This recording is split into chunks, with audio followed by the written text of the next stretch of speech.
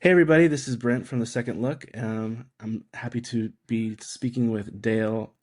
Oh, I already forgot it. It's all good. Cizmadia. Cizmadia, Dale Thomas Cizmadia. Dale Yeah, Thomas Cizmadia. Okay, got it. yeah. Hello Dale. Nice to meet Hello. you. Thank you for your time. We just want to chat with you about um, kind of where you're at in your experiences and what you've learned and what you hope to do and everything that you got going on. So again, thanks for your time. Of course. Thank you for having me on. Sure. Happy to share any knowledge that I've accumulated on my journey up to this point, and hopefully I can share some helpful nuggets along the way. Great, great. Um, yeah, we got to start at the beginning. Like what or how did you get into it, becoming a filmmaker? Oh man, I'm old enough to have actually worked in a blockbuster video, believe it or not. So that was actually Mm-hmm. one of my first jobs. And I've always loved filmmaking. My love of filmmaking took me into a small career as an actor. I had a musical theater career, and then I actually lived out in LA for about 5 years. Went the SAG-AFTRA way, and Mm-hmm. then that took me to New York after the national tour of the theater thing. And I got into shooting corporate video through Mm. helping theater companies back when Kickstarter was just getting started. Mm. So I think like it was Rocket Hub, and then I was like, hey, I have a knack for framing interviews and shooting B-roll, which is all just kind of like storytelling. Yeah. And then I got gifted. Do you remember those flip cameras? They were like those little cameras that you would hit a button and a USB stick would stick out of the back, and you plug it into your computer. Do you remember those things? Yeah, So, totally. so that was my first filmmaking camera, and I Wow. started shooting party videos of me and my friends in New York. And when I would edit them, I would get the feedback that like, oh man, like just through song choice, and I was editing on Windows Movie Maker or Final Cut at the time. People would be like, dude, I'm like nostalgic for last night, but it's the day after. And they're Mm. like, you might have a knack for this. Um, and then I shot like an athletic course race. And then that just rolled into more corporate video. And it got to the point with the corporate video career where I was like, I'm ready to swing big. I'm ready to invest in myself. I was living in Arizona at this time. And I said, I'm going to make a short film. And that was kind of how I got to making my short film about 19 months ago. Lights. I mean, there's a ton of stuff in between, hopping coasts, taking sketch comedy classes, being a Yeah. stage carpenter in the city. But, the path is never straight. So it's mostly out of a love of the game and Yeah. making the big decision to jump in feet first. Hmm. That's awesome. That's Yeah. great. And I totally agree with what you're saying about the path is never straight and how the entry point or the way you get into it is never the same. It's always Mhm. contextual. It's always like, I was doing this thing and then I did this one thing that no one else has done. Yeah. And people, I think, I think beginning filmmakers, maybe people in film school or maybe thinking about film school, you know, might feel because they don't know, but they might feel like, oh, there's this only, I have to go this way, I have to do it this way, otherwise it Hmm. won't happen. But really, you could be, you don't even have to be in LA, you don't have to be in New York, you could be in Alaska, and you have a camera, and just like you, one day you shoot something and like something clicks and like that's it. That's all it takes. Um, Yeah. I was telling myself, when I was like literally unloading box trucks in the snow in New York City for sets, I was like, I'm just building life experience. Everybody says you need to have the life experience to pour into your art. And that's what I'm doing right now. yeah. And it's just all those years in between, deciding to walk that creative life and that, Hmm. hitting record for the first time with the intention of telling a true narrative story. Right. Um, all that stuff adds up. You're building your taste profile. Oh, totally. And life experiences, like you're saying, is so important. Obviously, just to build you as a human, but to Mhm. give you kind of inspiration or experience that you might not even think applies or will apply at some point. My dad was a dentist, and I worked at his dental Okay. office for a few years. I got my I got my license to be able to take people's dental x-rays, you know? So I was taking Yeah. x-rays. Um, I mean, at the time, it's like, what am I doing here? This is not what I want to be Yes. doing. Uh, Hmm. how what I'm wasting my time. And that's when I eventually decided to go back to grad school and get my like master's in teaching and stuff. Um, but now, if I wanted to write and or shoot a short film about something that takes place at a dental office, I know Hmm. exactly what to do. You know, I would know where to put the camera. I know what the dialogue should be. I know the terminology, right? And this is something I was talking about with another interviewee. Like, I know that world, right? I know that a little bit, a slice of like the dental world, right? And Yeah, that's a absolutely. perspective that I have that maybe 99% of people don't have. And that when you're trying to get in, you're trying to bring, you know, yourself into your projects to give them an edge to like a personality. Hmm. Um, use that, you know, like lean into that, like because Absolutely. that's your advantage. It doesn't seem like it at the time, but that's something you have that you can present in some sort of like short film, let's say, that Hmm. would have an authenticity to it, and it would feel like, oh wow, like this is a perspective on something that no one else knows, and it just it will pay off somehow, somewhere. If you're waiting tables or lifting boxes in the snow or taking dental Yeah. x-rays, Yeah. it will help at some point. I mean, it doesn't even have to be a dental office. I mean, how patients that want to get their teeth pulled talk, how dentists talk. So what if the dentist is at a train station? I mean, now we're spitballing, but like, you're building and you're storing characters and Hmm. experiences that can come out in some truthful form or fashion. Yep. And like you're saying, through a unique perspective later on. So, Yep. I mean, I don't know. What do you think? I think that like in a certain way, if you have the writer's bug or a creative bug, you're always kind of listening anyway. The way people talk, the way they form sentences, the way they Yeah. communicate. And if something's interesting, you kind of like, I mean, it's not a bookmark on Instagram, that little rectangle thing, but you're bookmarking it in your brain, Yeah. that was interesting, or, maybe that's something that can be used later. Absolutely. Absolutely. I mean, at the dental office, right? Patients, we're seeing 20, let's say 20 patients a day, 20 different Hmm. people every day who come in, who have their costume, you know, who have their That's it. dialogue, who That's their it. own For their sure. accent or their Yeah. dialect, or you know, their attitude, and it's like you're auditioning, you know, people for your story. And same thing, I used 100%. to, I drove for Lyft for a few months. Okay. And again, what is this doing for me as a storyteller, as a filmmaker, or whatever? Hmm. Well, uh, I got to have random strangers get into my car and have conversations that I would never have had. And That's right. you learn about people, you gain so much from that. And like in this case, I already told the story in another interview, but I met a writing partner that way.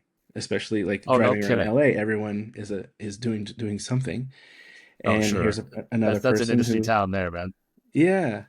So like just the random people you meet can provide something. But like real quick, I know I'm kind of taking over here, but at the No, dental no, office, please. I'm thinking I came up with like a story, like how cool it would be like to have like a an espionage thriller. And I was Yeah, thinking of yeah. like Marathon Man or something, you know, like Mhm. Oh, of how course. Oh he my was gosh. like the dentist, right? Yeah, the And tube like scene, right? mm-hmm. Like, okay, what's the setup here? The dentist is helping a spy organization pass messages through through like little microchips or something that they're putting in teeth. So like That's you cool. can't find them. So like they come in, they drill, they take the message out, and they pass it on. And like I thought that was the coolest thing. And like again, would never have thought of that to in any sort of scenario that I or in if I wasn't at the dental office. So I guess the lesson here is no matter where you are or what you're doing, there's a story there that you Absolutely. can use, that you can find, and that Yeah. if you feel like you're wasting your time there, you're not. But you kind of do have to take advantage of that. Like, be creative. Like, think about it. What would the Yeah. story be here in this scenario? Like, if you're and that applies to kind of your whole life. Like, wherever you go, like Hmm. you're in the dental office waiting room, and you're thinking like, okay, what could a story be here, or Hmm. what could happen here that would be a good scene. I'm always thinking like that. So Well, I think how do you keep track of your ideas? Like, do you use like a note apps in your phone, or like do you have something that you like use that that you could recommend to other people? Like when you have a sure. random thought that you think is killer, how do you keep track of it? Mm. I used to. This is back in like my college days, but I literally had one of those flip notepads. Oh, no. With Like, the wire rings at the top? No yeah, way. yeah, That's great. like a detective in a Yeah. movie or something. And Right. I'd be walking around, and I'd write things down, like a line of dialogue or a title or something. But yes, these days it's definitely a notes app on the phone. Um, something, maybe a Google Doc or something that I can access from my phone, also my computer, so that I can put it all into one place. Yeah, that's how I would do it. Yeah. I normally have like a about once a month I'll do like a notes clean out. Well, I'll go through, you know what I mean? And I'll be like, what did this thought mean, or what did this line mean? Or like I'll hear a Yeah. line of dialogue that turns me on, or I know that I need to capture and kind of Mm-hmm. store away, and I'll try to organize it all. And it's Yeah. generally organized in like the either a project that I'm working on or trying to write, or it's like a sketch idea. Those are Yeah. normally the two things that go. Those are the two big buckets in my notes app that I have to come home and organize out. But yeah. No, that's great. Collecting ideas, saving ideas. If ideas don't click right away, or if it's just a half of an idea, but saving it because it comes back, it's like, oh yeah, like I remember that thing. Like, that would be perfect for this other thing. It's creating in the brain is, it can be such a transient experience. It could just come and go, and you would, if you don't capture it somehow, it really is gone, and you won't remember it. So That's it. it is very important to keep that stuff. So So if you're watching this, get yourself the notes app yeah. and save your ideas. You have Yes. forgotten your best idea. Don't do that anymore. Get it all For- down and then return back to it. I totally, promise you, it works. totally. Um, okay, so you were working corporate videos. You're working your way up. You finally feel like you're ready for a short film. This is your Yeah, film. This is your film Lights, right? yeah, Um, absolutely. yeah, it's on. It's yeah, there it is. It's on YouTube. I watched it. I thought it was really good. Great. Yeah. Thank you very much. Tell us about like why that film, or like what how did it come about, or why that story. I for sure, man. I really took a lot into consideration the type of stories that I had wanted to tell because like I listened to a lot of filmmaking podcasts and the kind of Hmm. like the one consistent thing that I had heard a lot of folks that I respect say is like you should probably decide what you want to do before you start doing it. I know that seems very intuitive, but Yeah. like if somebody were to watch this movie and they were to see your name written and directed by, Yeah. would you want that to be something that you would be known for? And so I tried to Mm. put a lot of thought into like the type and kind of story that I wanted to tell. And then ones that I just couldn't forget, one that kept coming up in some form or fashion. Like, and if the theme or the story of this one, like the idea of miracle and Christmas and kind of time jumping, that showed up in a play that I wrote when I was in New York, So Mm. like, there's just some things that you can't shake. And Mm. the idea of like sacrifice and grace around the holidays, and more than that, like unexpected grace in a way that you wouldn't really fasten it if you had your choice, was something that I was super attracted to. Hmm. And I have a huge soft spot for those like I call them magical realism. Some people call them sci-fi. Some people call them fantasy. When people say fantasy, I think of like Lord of the Rings, I don't necessarily think of like Right. batteries not included or Back to the Future. But Right. I've always loved magical realism. Like Mm-hmm. Field of Dreams is probably hands down my favorite movie. Whatever is in the blue lightning from the clock tower and Back to the Future, or in E.T.'s finger, that glow, Mm-hmm. that's my jam. Like it fills me up in a way and it inspires me. Probably next to musicals or musical theater, those are the two things that Hmm. really inspire me creatively. You know, there's something Interesting. about music and images and Yeah. performances. Yeah. And I said, okay, so I want to do a holiday tale. I want to address these kind of themes, and I want it to kind of feel this way. Hmm. And speaking of unloading box trucks in New York, the Mike Mim, the actor who's in Lights, he was an Hmm. old New York friend that I used to do stage carpentry with, and Hmm. he was now an LA guy. And I wrote it relatively quickly because I felt like it had been building up for a while. Yeah. So it came out kind of quick. I think it was somewhere around like 10 pages. And I sent him the script. He said, "Hey, this looks great." I said, "You want to play the lead?" He said, "Great." And I was like, "Okay, I'm going to invest." We made it for like 10, 11,000. Okay. If this gets too inside baseball, just No, tell no. me. But This is what I we think want to it's hear. important to know, kind of what you're getting into, because I wanted to do it right. I wanted everybody to Yeah. get paid. I Yeah. knew that I had to have good food on set.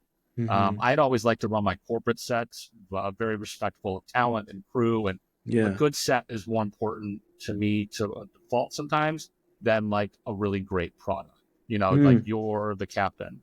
Yeah. And Yeah. so I paid folks, and I found my folks to a really great organization here in Arizona called the APA. I think it's the Arizona Production Association. And Okay. on their website, they literally had a list of local DPs. I reached out, and I knew no one, man. I was working at Hmm. like an agency in Scottsdale. And so I reached out to like 6 DPs. I kind of gave them the log line and the pitch. And I had one respond, and her name was Kayla Windsor. And without her, this film would not have happened. Hmm. She gathered the crew.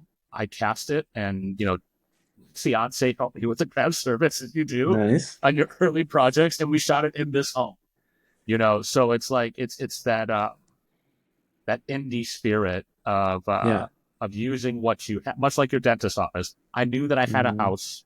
I knew that I Yep. had a killer actor buddy that lived in Los Angeles, and I knew that I Mm-hmm. had a story to tell with a little bit of extra cash that I had managed to save. And that was how we got to the point of hitting record. I was Wow. so was that a good Wow. answer? It's kind of That's holistic and all over the place, but no, no. that was how that came to be. Yeah. That's yeah. That's great. There's a lot I like there. Especially first of all, like the idea of kind of conceptualizing your movie before you even, think of it. I don't know if that's accurate, but like, Yeah.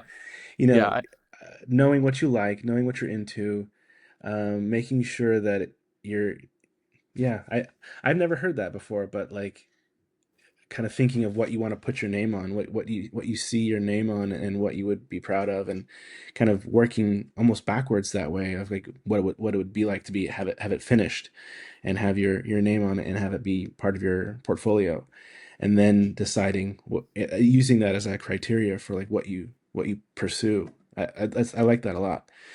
Yeah, I, Um, I had not to cut you off, but I had hmm, forgotten, something that was like really a big inspiration for anything that I create. And one of the theater companies that I used to work with in New York, they had a playwright, and I was kind of like doing BTS video, and he was doing an interview with some other indie website or some newspaper. And again, it sounds so intuitive, but he's like, make the art that you want to see in the world.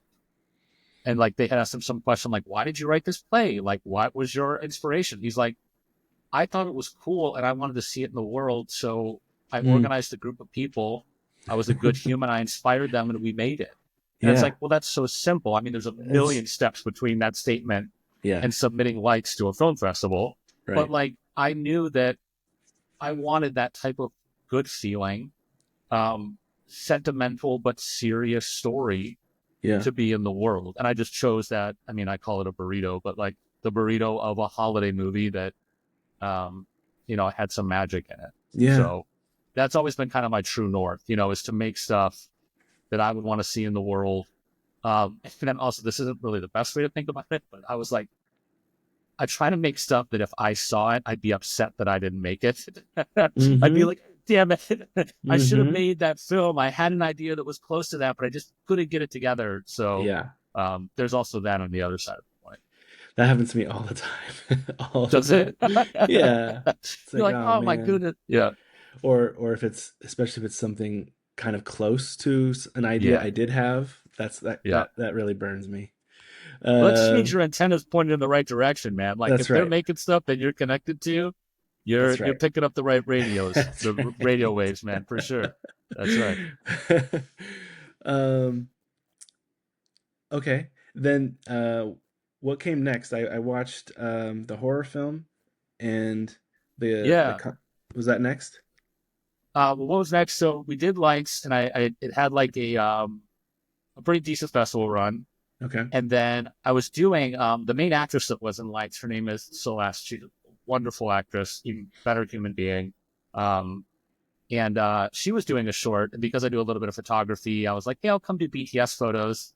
And the DP on that film, I don't know if he likes me telling the story, but I don't care because it's awesome. He was on the back of a golf cart, and they were shooting like a track scene at a high school, Mm. and I saw him like strap himself into the back of a golf cart with a steady cam to get a running shot. And I was like, I don't know who that dude is, but I want to work with him. So like afterwards I went up, his name is Casey Fair. He's a fantastic human, super talented. Uh-huh. And then the Smod Castle 37-hour film challenge came up, and I was like, and I had sent him lights, and he had watched it, and he had dug it, and Mm. he was a DM away. I was like, hey man, you want to do this crazy 37-hour film challenge? He's like, yes, this is our shot to collaborate.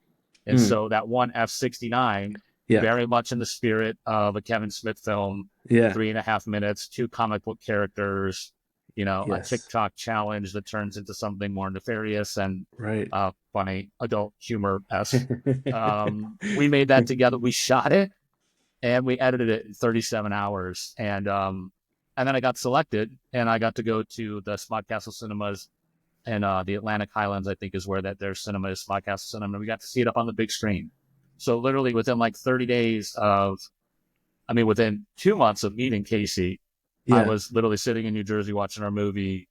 Um, I think with 37 other films that had gotten selected from that competition.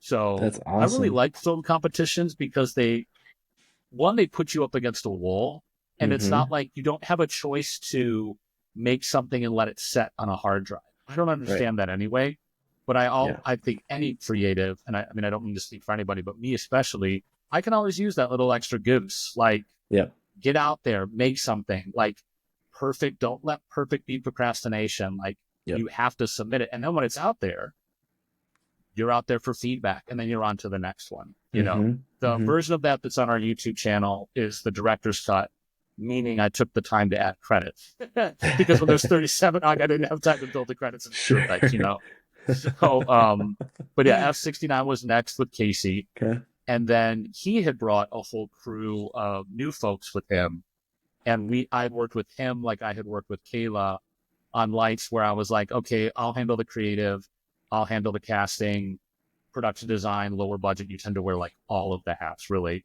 Mm-hmm. I cooked the pork, I smoked the pork butt that we had for crafty the night with pork shoulder the night before, like that type of indie. Right. And Right.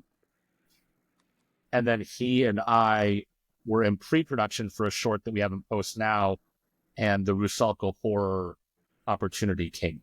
Okay. So it was Lights, F-69, and the Rusalka, which was the horror film. And that was another competition Yeah. that we decided to do together. So, I I totally hear you on the competition aspect. The deadlines. I need a deadline. I need other people to expect from me. I need, because if it's just yeah, me, alone trying to write a yeah, script or something, it takes a lot.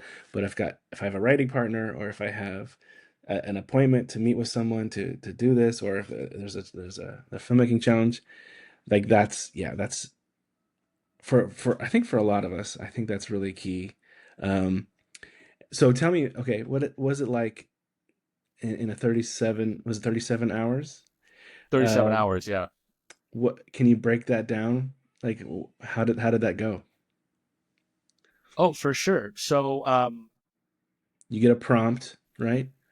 we do. So we were literally, I knew that we were going to, we had our two actors. I knew that we were going to have two actors. And I kind of had the idea for the plot beforehand, which I think a lot of folks, I don't know if they admit it or not, but I think Yeah. a lot of folks that go into these film challenges, they have a general idea of what they're going to do, Yep. potentially even a script.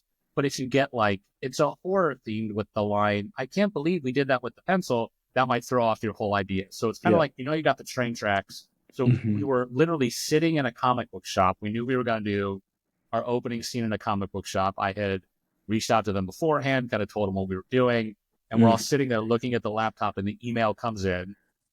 We like get the stuff in the email, and I was like, okay, you go buy the hockey stick. Our Kevin Smith character is Rick Darris, so you guys are going to be talking about Rick Darris. We need to change this line, da da da, and we got right Hmm. to work. Mm. And then we had a second location booked, which was like a storage shed Yeah. which was going to Yeah. work with the idea, like a storage facility, which was this back rooms area. Right. And we had the crew; they all knew that they were going to be there, and we had the idea for the script. And Keith and Bree were our actors, and they were Mm. just they were really great. And actually, Hmm. a production woe story is Yep. Bree, who's my fiance, who you saw walking earlier. Okay. Um, our main actress overslept. And so she had to step in and like be that actress. And we were looking around the crew and I was like, okay, who's our second character? And like the gaffer was like, I got to leave at lunch. I was like, all right, so it's not you. Like who? And my little brother is doing sound, like, and Yeah. it's just like, okay. And I was like, hey, you're up, honey. It's like, you took some acting classes at ASU. Let's go. Oh, Let's get you wow. some dirty barrettes and let's start chopping it up. So that's how that came together. Awesome. But it's all the spirit of the challenge. I mean, it's all about putting your reps in. Yeah. That chaos. I mean, managing that chaos, but also enjoying it while like happening simultaneously. Hmm. That's the deal, Hmm. And I mean, I'm not going to pretend to know that I could define the word director in Merriam-Webster's dictionary or Hmm. Merriam whatever Webster's dictionary, but like creative problem solving is a pretty large part of the gig. Huge. So, like getting those reps in on that level where the stakes are low and still fun and you're with your Right. friends, but you're still Right. aiming for a certain quality, that's the best. Like I already look Totally. back on these days with fondness and I think that's super important. Totally.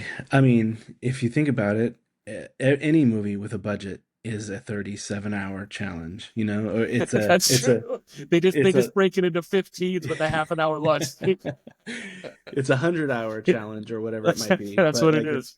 Yeah. there's only a certain amount of hours and you have to do everything within that. Yeah. Um and so you're right. Like that's just a warm up, like for when you're doing it when it's your money on the line or when the stakes are higher. So that's great advice. And those contests are all over the place. So Yeah, um, for sure. We're about to people do should another one really. actually on February 15th. We're doing a 72-hour. Okay. So, I mean, I really like, I mean, I think it's a way to stay fresh. I think it's a way to get your reps in. And Hmm. again, I mean, I kind of told you before we started rolling that like, I don't want to say I'm a director, but I'm not directing, like and who knows what you're going to discover on that day and the connections Yeah. that you'll make and the community that you can build, which is, the point of what you're trying to do. That doesn't happen sitting on your couch. Yeah. So, you know, Yeah. or just writing in a vacuum. Yeah. Yeah. And I personally like the deadlines. I love a prompt. If you Yeah. throw just that initial nugget of an idea at me, so much more creative for me, and I get inspired, and it's like a challenge. Whereas if I'm just sitting around, and waiting for an idea to land or something, so there's that part of it too. Like someone throws you an idea, it might be completely out of your wheelhouse, and that's the thing. Like you have to kind of that's the new muscle you need to flex, and you're going to emerge a more well-rounded filmmaker because you now you can do that thing that you didn't think you would ever do because maybe it wouldn't be the thing you did on purpose, but here you are, and you gotta deal Right. with it. One 100%. I mean, even something like, in order to order the good fake blood, you need 2 weeks, because that's shitting on Amazon. I don't know. Can we curse on this? I'm sorry, I didn't even That's think about that. that's fine. That stuff's not on Amazon, dude. You got to Hmm. order that from Jack and Jill's costume shop in New York if you want, like, and so you figure out these kind of things. Like, Yeah. when I'm in pre-production, that's what I start to say to everybody. I'm like, all right, folks, we're hitting the 3 week threshold. Like, if everything isn't locked down by now, we need to do it by this Friday, because Yeah. after that, it's all Amazon and Right. driving to the costume shop in Nevada. Like, so it's like, but you learn that stuff, and Yeah. it's a 100,000 tiny bits of information that you just gather along the way. And Hmm. every film is going to have, in my experience, its own little, like, we did fake snow and lights, like, I never Yeah. imagined myself in the middle of downtown Mesa, Arizona, with on our art department holding a fake snow machine, and somebody's like shaking a diffusion panel to get it to, like, you never, Yeah. Yeah. but I Yeah. have a snowmaker and, snow juice in my closet here. So, it's wonderful. There's nothing like it. Yeah.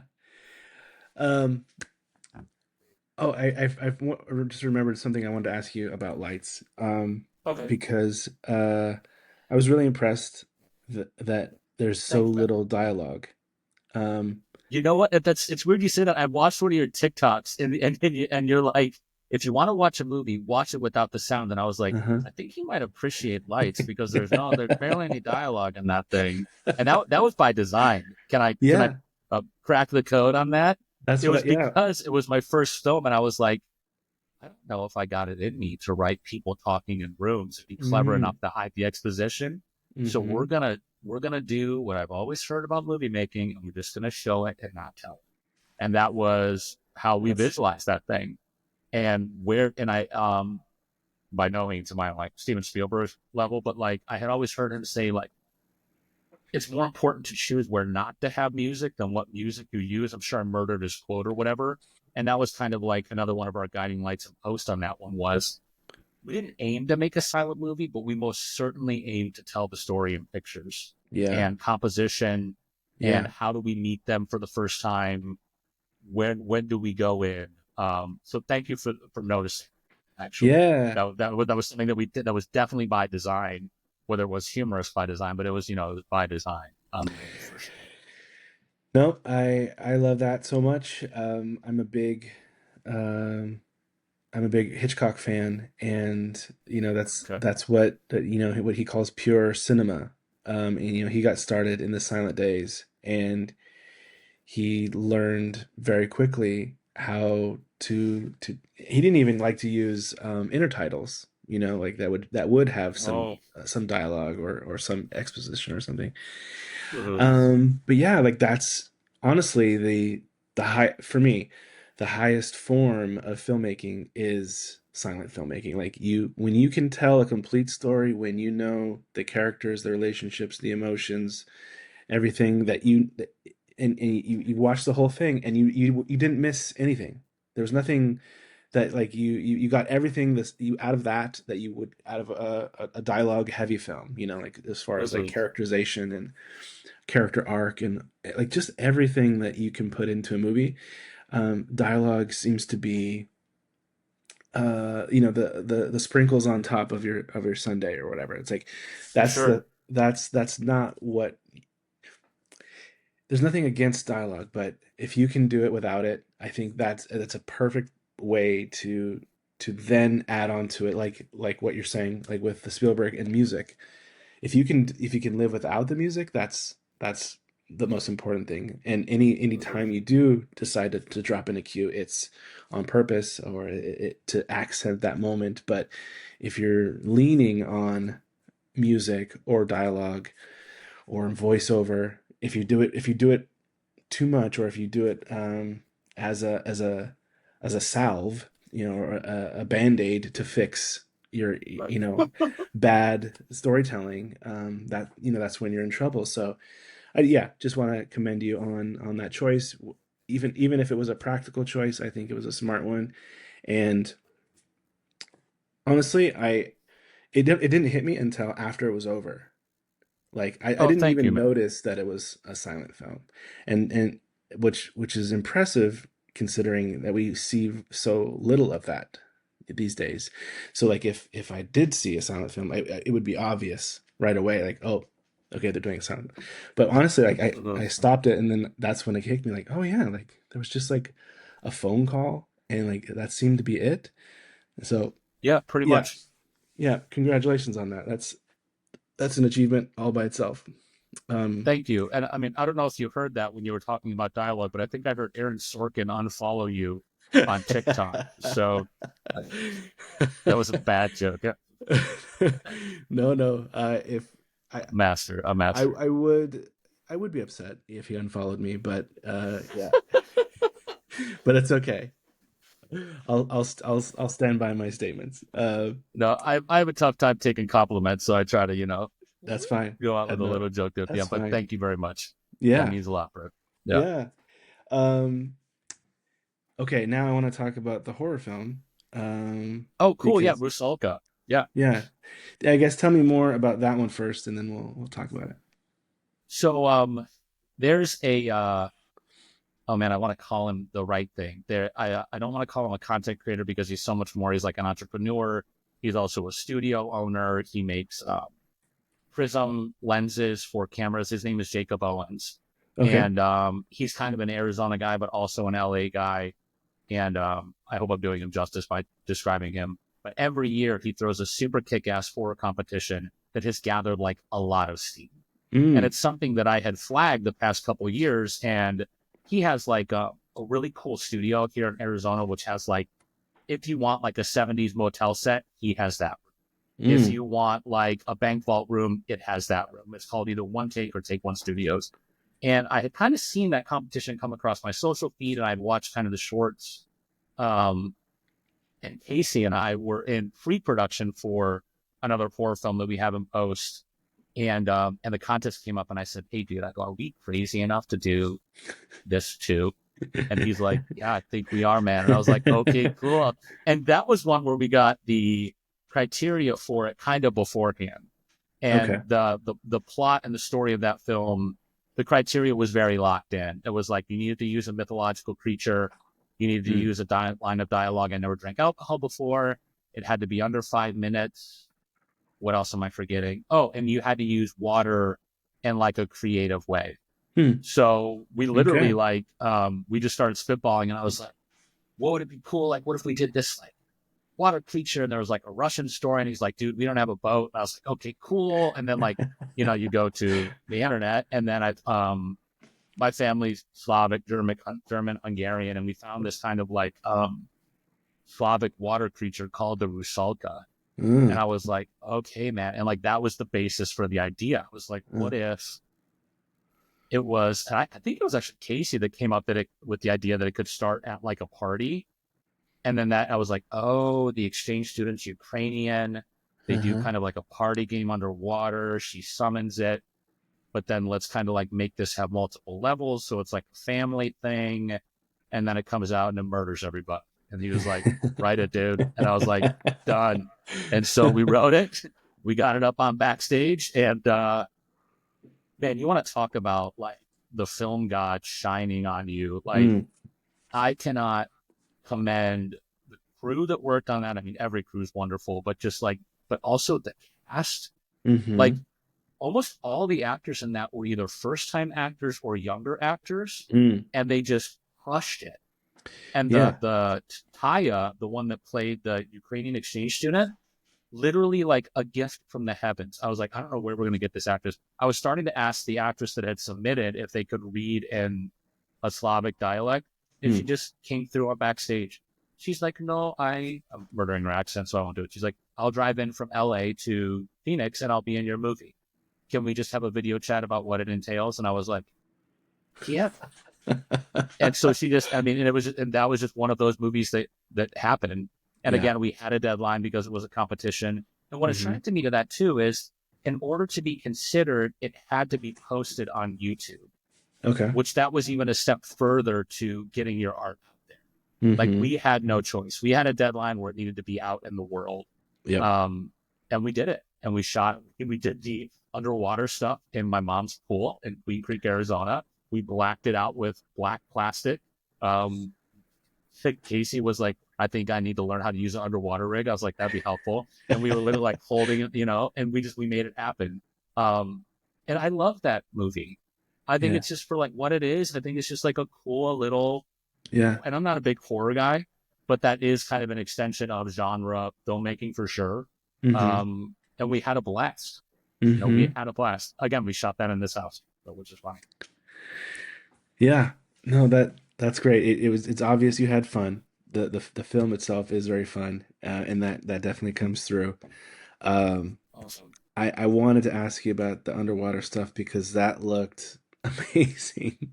That Oh, was thank like, you. yeah, like uh I think there's a there's the stuff in the house which looks very familiar, very like that's a Mm-hmm. house and like there's kids partying and like it's an environment, an atmosphere that totally recognizable. Right. And the underwater sequence has such a bigger, different atmosphere. Like it's really is a Yeah. different plane of like Sure. reality or something. And just the way you captured it, I think that really came across. And that it was a real like whoa moment for me. Like didn't expect to go there, first of all. Oh, cool. That's good. And then once you're there, you're like, oh wow, like this whole story opened up in a way like that I didn't expect. And but yeah, I definitely wanted to ask about how that was shot because it looks. I'm not surprised that you found a solution, in your mom's house and like you did all the proper DIY like Yeah. approach to it, but it really turned out, and that was really cool. Thank you, man. That was, I mean, Yeah, all credit to Casey. And we had a lot of hands on deck. It wasn't just like him yeah. diving underwater. Like we had an AC, pulling focus. So like we had to figure out how to make the Mm-hmm. deck underwater, talk to, Mm, I should know what that thing is called by now. But the our AC Andrew was pulling focus, and then we had yep. our gaffers were literally like holding Casey underwater while I'm holding our actress's hand and like throwing her up, and so we can capture. We're shooting it at 60 because we know we just need Uh-huh. like a Uh-huh. few things, and then we also knew that we needed the kind of ancient or the former person to add to kind of the mysticism and the family element. I wanted her like swimming towards camera. I wanted the Mm-hmm. actress that played the monster. I wanted to Mm-hmm. see her in and Audrey, you know, all praise to her, but she's like a dancer, which helped with the stuff that she was doing. Oh yeah. And I knew that we wanted to see her very clean as like the bride that was Yeah. left. Yeah. And I thought that how cool if we saw her underwater before we saw her covered in sludge and blood and Yeah. generations of hate and all that type of Yeah. stuff. So, Yeah. yeah, I mean, it all came together. It was a long night. It was, you tell your folks what you want to do with your life. And then they're sitting there and they're like, we expected you to be here for like 2 hours, cut to 8 hours later. And they're like, okay, we're going to bed. But just let us know when you're leaving, you know. And it's funny. And then when they watch the movie, they're like, all that for 15 seconds. And you're like, Right. sometimes it doesn't even make the picture, but like, but yeah, that was how we achieved that. It was by design. We knew that we were going to have like one huge key, and we knew that we were going to kind of rely the silhouette of that. Uh-huh. Um, Uh-huh. and I guess this would be like, not that my process is the correct process by any means, but the way that Casey and I talk is we talk a lot visually, Mm-hmm. and I create every short that we've worked on. I create something that is like using frames from other movies that I find on Shot Deck or from other movies. Yep. I frame out our movie in a PDF, Mm. shot by shot and Mm. scene by scene. And then we sit down and we talk about it. We talk about Mm-hmm. composition, focal lighting, what we're trying to communicate with the camera, how the camera needs to move, handheld or on sticks, if we're pushing, pulling, panning, trucking, all of that Yeah. type of stuff. I mean, of course, all that goes out the window when you have two gaffers holding them underwater. But like, it's good to think about beforehand. And the images Yeah. that we had chose before we had gotten to that pool were that underwater silhouette stuff. Yeah. So we knew on the day when all the production challenges presented themselves, what our goal was. And I think that that's super important so that when it does come across the frame or when you watch it in playback, you can go, that's that for this Yes. part of the day. Yep. Let's move to something else.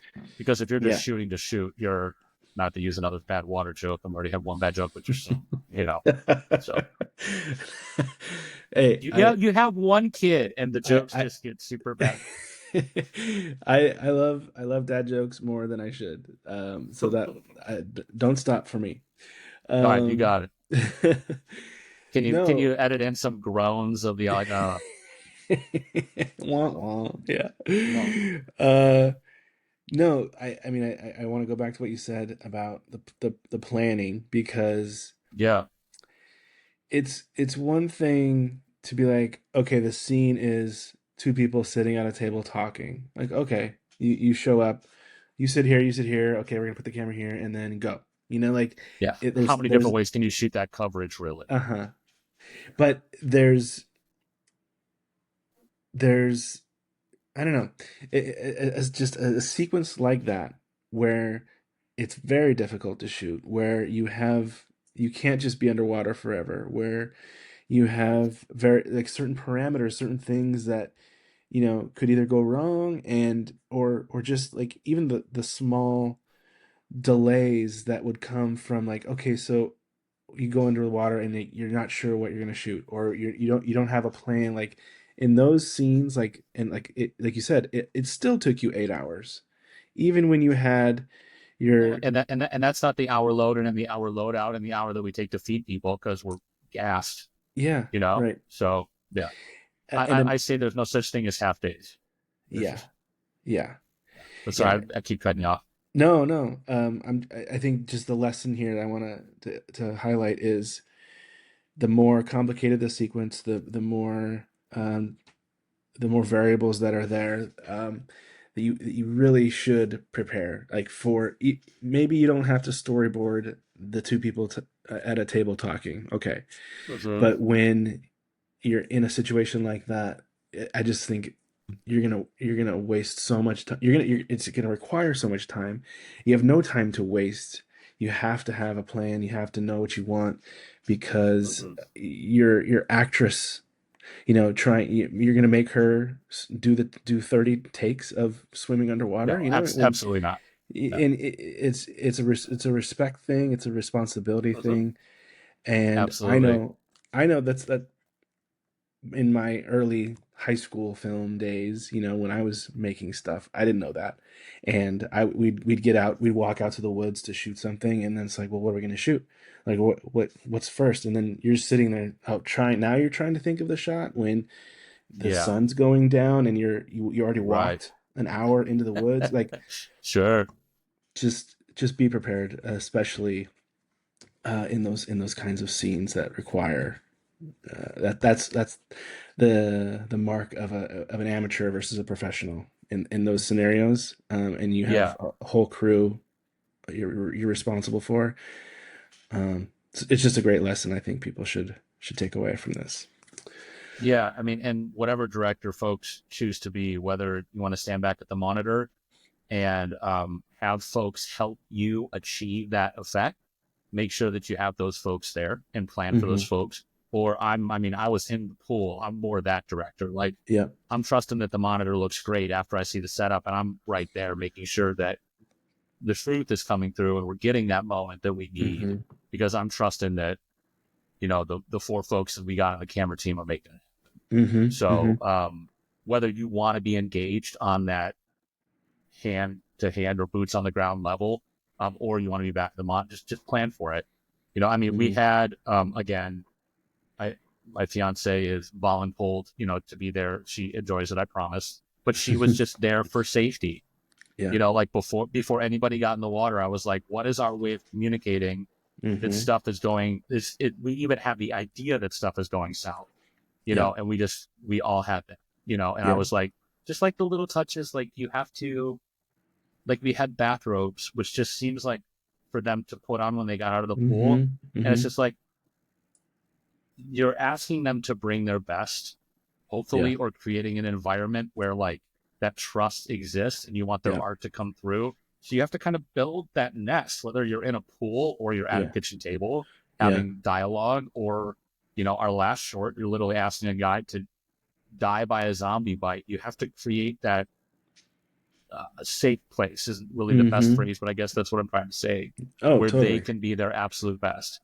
Yeah. And I would even go back to, I think that I learned that from my corporate interviews. The more at ease you can make an interview subject, Mm-hmm. the more you can get them talking about something that they're passionate about. That's going to unlock that truth. And if they Yeah. can tell you something that they're passionate about just as easily as they would tell you what they had for breakfast or how they got to set, Mm-hmm. that's when people are going to listen, because they're being themselves. Or on a film set, they're opening themselves up to really letting that motion be, or letting that moment be captured like it's happening for the first time, which is, I think, that's what I'm always chasing, is Right. when you watch that take and you're like, damn, that was real, y'all. Like, we're good on that one. Like, Yeah. were we shooting on two cameras? Perfect. Moving on. You're chasing that truth. And Yeah. yeah, that's what I do it for. Whether you're in a pool or, whatever. Mm-hmm. Yeah, yeah. It's the same philosophy, just, in different degrees with the same Yeah. idea for sure. Um, okay, so another short in post. What do Yeah, you this was our big one. This was the one that we swung big on. It's a monster. It's at 30 minutes now. I wrote a 16-page script. I was like, I kind of want to make something that's like 20 minutes.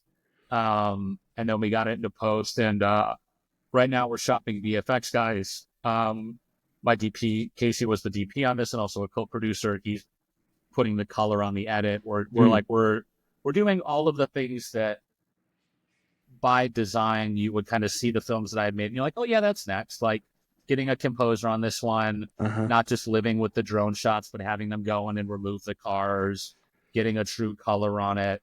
Um, like going in and making everything perfect so you don't see it and go, I wish that one thing was better. Yeah. Yeah. And that's the project that we have in post right now. It's our I guess if I had to give you the elevator pitch, it's The Leftovers on HBO meets like 28 days later. We're like 5 years after the global infection incident. The government has denied, I'm pitching you here, but it is what it is. The government has now, it's 5 years past the infection incident, and the government is now cutting off federal subsidies and moving people out of the secure zones that they had provided during the infection incident. Mm, And our lead character chooses to get in league with a scientific kind of militarized biotech group to donate his body to the cure to get an insurance payout so his family can move back into a secure zone. wow. So it's kind of like, it's about self-sacrifice. It's also about a world that's moved on and isn't necessarily making the best choices. And those themes of kind of sacrifice and family, but also within that genre, while kind Mm-hmm. of having like a deeper world that has the potential to be built out. So Yeah. it's pretty rad, man. We had a great time. We shot. It was a monster. For me, it was a monster. For us, it Yeah. was 5 days, six if you count the prep day at our big sit down at our giant warehouse location, Mm, over 4 locations. And at one point, we had maybe 10 to 12 background. We had like 40 to 42 people on set at one time, which was a lot for us. That's a far cry from a gal in elf makeup and my buddy from California in downtown Mesa with a snow machine, 12 months earlier. that's what it's So, all about. That's what it's all yeah. about. And so we swung big on this one, and the feedback has been good. So that's what Awesome. we're working on right now. Yeah. Called Tomorrow Undead. Nice. Yeah. No, that sounds great. I love the premise. Still, even though it's a bigger scale than you've done before, it still sounds like you were able to figure out a simple enough story, maybe to shoot it. I think that's Mhm. e- e- the I just like knowing the doing what you can do, like knowing Mhm. what you can do, and working within those parameters, and keeping it simple, making sure that you can actually achieve it, not getting so wrapped up in your ideas and like what it could be or like what you would hope it would be, but always, you know, but it sounds like also like what you've realized is what you can do is getting Mhm. bigger every time out. And yeah, Yes. that's what it's all about. And so it must feel good to yeah, go from, I don't know, corporate videos or some little thing over here, and now to this bigger production that's driven by you, that's an Mhm. accumulation of all this experience and skills. You're putting it all to use now. So, and then the next one's going to be even bigger, and then that's where we go from there. That's so great. I'm very happy for you. Thank you, Brett. I mean, I really hope so. I mean, and again, I know that they say it takes a village, but you really don't understand the true meaning of that until you're at hour 14 and you've got 25 people waiting for you to make a decision if we're going to go again. So Yeah. all credit to the cast and crew. All credit to everyone from the PA that went and ran Crafty to our awesome Mm-hmm. art department Mm-hmm. to costumes to the military guys that stuck around for 12 hours for one shot. Mm. It's Yeah. just, well, I mean, for the one shot for us to get, but it's just, um, it is, you are driving the boat. I mean, and I don't want to sound like I know too much here. I'm an expert in any way, Yeah. but, um, it really is a group effort. And I didn't understand the true collaborative nature of filmmaking Mm. until my boots were actually on the ground, Mm-hmm. um, Mm-hmm. in that moment. And you're solving problems creative. You're either making adjustments that you did not anticipate, or you're actually capturing exactly what you anticipated. And you're just so grateful for all the folks that are around you in that moment that made that frame that matches the inspiration frame that you first sent to somebody in a PDF 3 months earlier. And it's just, it's fantastic. Yeah. Oh, yeah, of course. That feeling, teamwork, of collaboration, the bonds that you make with people, especially in those extreme circumstances when you're on hour 12 and you're still, you know, you got one more shot to do or something like that. And like it's a really unique experience, that people who've done it know it, and that's why they keep doing it, and that's why it does seem a little crazy when you tell somebody you were shooting for 12 hours and they're like, Sure. that sounds horrible, but you're like, nope, And actually then you it's pretty great. you talk to a seasoned pro and you're like, what, you didn't go 15? Like, what are you? Are you, why You did guys you, left early. you had to cut a shot and you left an hour 13? What's that? But then, but that doesn't include like, I try to be first one there, last one to leave.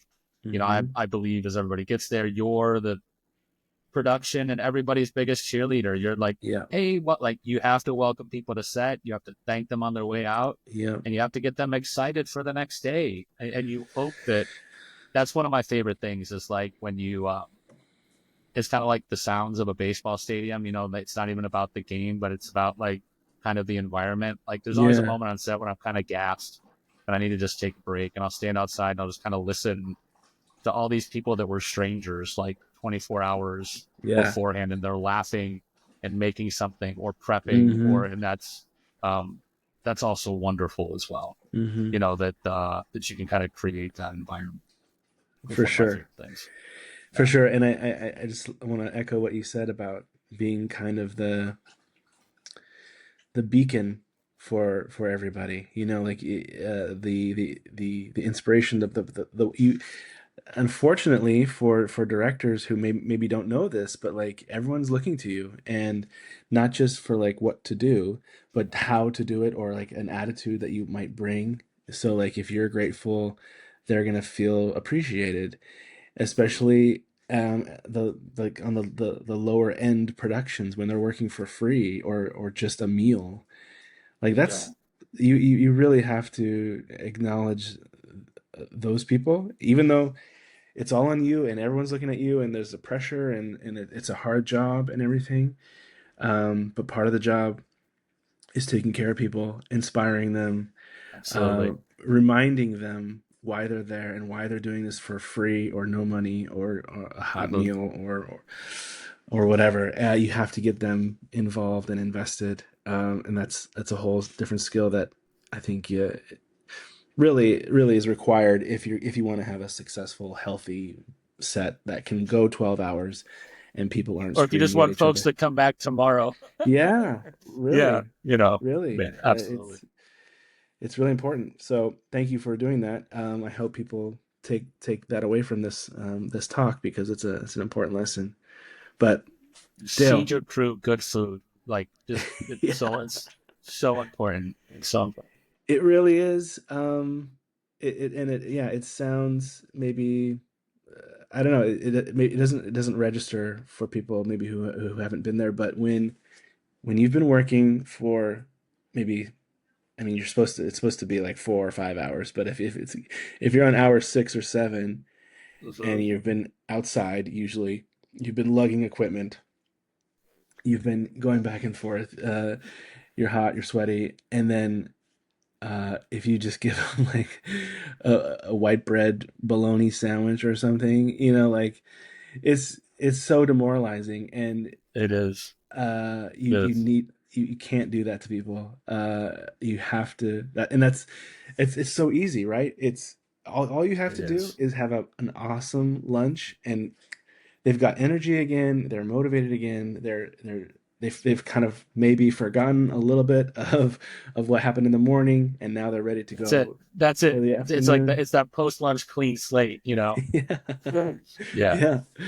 So that's the thing. Just good food, it's half the battle.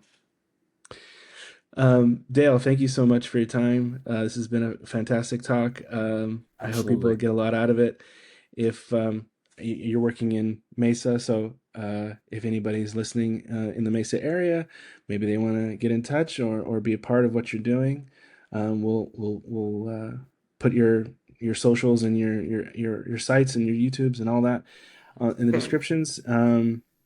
But yeah, thank you so much. It was great talking to you, and good luck with the short. I need to be, I need a link when it's done. I need to see it. Oh, absolutely. Yeah, Film Loft Productions across most of the social, the YouTube channel, Film Loft Creative on Okay, Instagram is where folks can keep up with us on Instagram for most of our news there. great. Yeah, and if you go to that Instagram, there's a link tree there. But Okay, yeah, reach out. I'm always happy to help in any capacity. I think that community is super important. yeah, And yeah, just DM us. great. Thank Let's you so much, Dale. Thanks You got it, again. Brent. Have a good All right, night. man. See ya. You too.